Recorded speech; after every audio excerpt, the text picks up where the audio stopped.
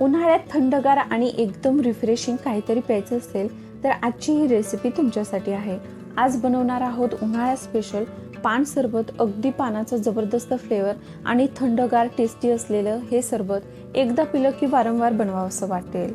शिवाय तुम्हाला उष्णतेचा धाव होत असेल, उन्हाळी लागत असेल तर यासारख्या बऱ्याच समस्यांवरती हा एक उत्तम पर्याय आहे। लहान मुलांना बाहेरची कोणतीही कोल्ड्रिंक देण्यापेक्षा एकदा हे सरबत बनवून दिलं तर हे कधीही आरोग्यासाठी खूप फायदेशीर आहे। शिवाय 15 मिनिटात केलेलं हे सिरप आठवड्याभराकरिता कसं स्टोअर करायचं ते देखील आपण या व्हिडिओमध्ये बघणार आहोत। त्यासाठी व्हिडिओ कुठेही स्किप न करता शेवटपर्यंत बघा। नमस्कार मंडळी, मी सुकुमारी स्वागत करते तुमचं सुकुमारीज किचन मराठीमध्ये। तुम्ही जर माझ्या चॅनलवरती नवीन असाल तर चॅनलला सबस्क्राईब करा आणि व्हिडिओ आवडला असेल तर व्हिडिओला लाईक करायला विसरू नका।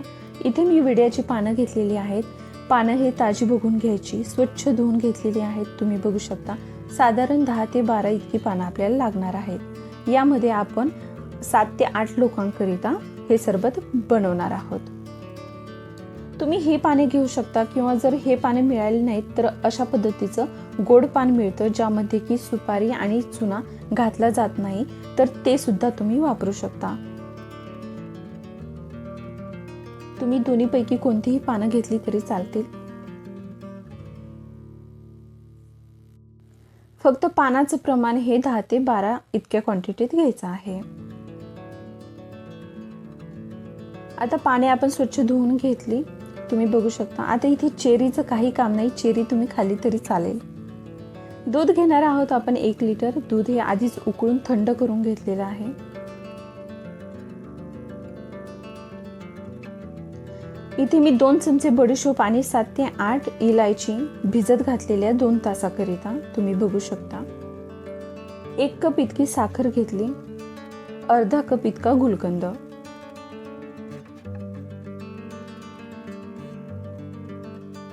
हे साहित्य बघून झाले, आता हे बाजूला ठेवून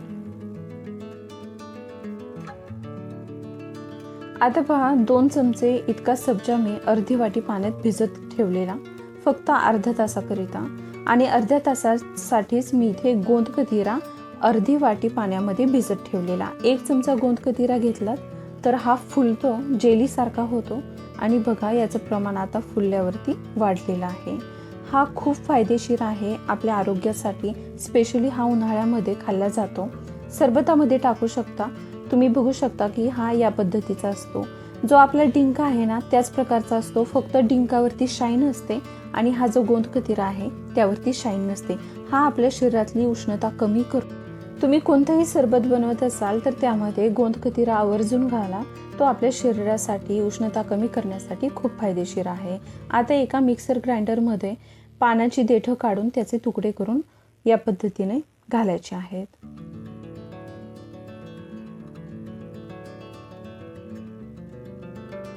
पानाचे तुकडे करून घातले, बडीशोप आणि भिजवलेली इलायची देखील घालायची आहे।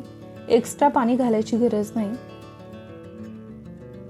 गुलकंद घालूया।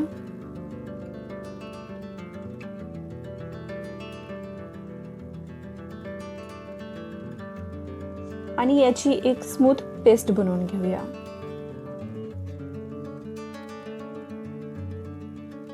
तुम्ही बघू शकता याची पेस्ट बनवून झालेली आहे। बडीशोप भिजत ठेवल्यामुळे 2 तासच भिजवली पण एकदम बारीक झालेली आहे। आता गॅस ऑन केला, एक कढई ठेवली, त्यामध्ये आपण तयार केलेली ही पानाची पेस्ट घालायची आहे।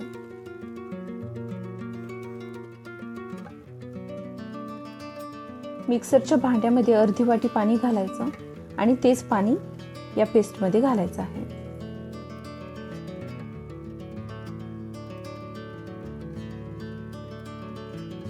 गॅसची फ्लेम ही मीडियम ठेवायची।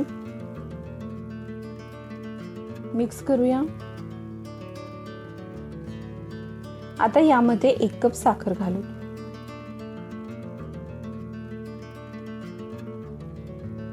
मिक्स करायचं। साधारण 4 ते 5 मिनिट आपण याला गॅसवरती ठेवणार आहोत। आणि तुम्ही बघू शकता 4 ते 5 मिनिट याला शिजत ठेवलं आणि याला आता चिकटपणा येत आहे. याचा आपल्याला पाक नाही बनवायचा. थोडासा चिकटपणा आला की गॅस बंद करायचा. हे अगदी झटपट तयार होतं. आता या स्टेजला मी हा ऑर्गॅनिक हिरवा रंग घालत आहे. अगदी चिमूटभर घालत आहे. हा पूर्णपणे ऑप्शनल आहे. तुमच्याकडे ऑर्गॅनिक असेल तर तुम्ही घालू शकता. तुम्हाला जर घालायचं नसेल, नाही घातला तरी देखील चालेल. गॅस बंद केला. आता हे थंड करून आपण खाली काढून घेऊ. इथे एक भांडं घेतलं, त्यावरती अशी चाळणी ठेवली. आता हे सिरप आपण गाळून घेणार आहोत.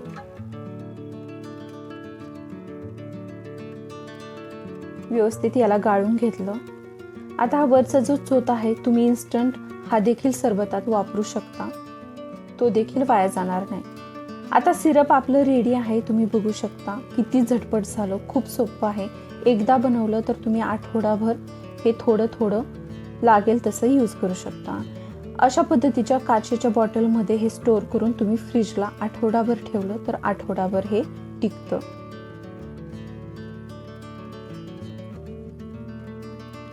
थंडगार दूध घेतलं.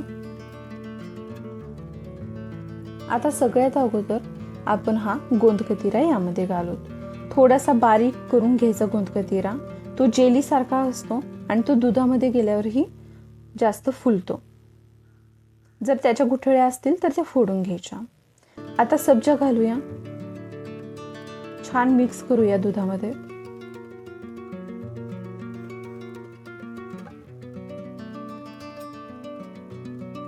मिक्स केलं. आता तयार 1 ग्लास सरबत आपण यामध्ये घालून घेऊ.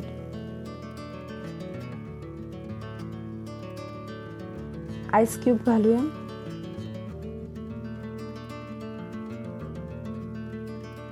थोड्याशा गुलाब पाकळ्या.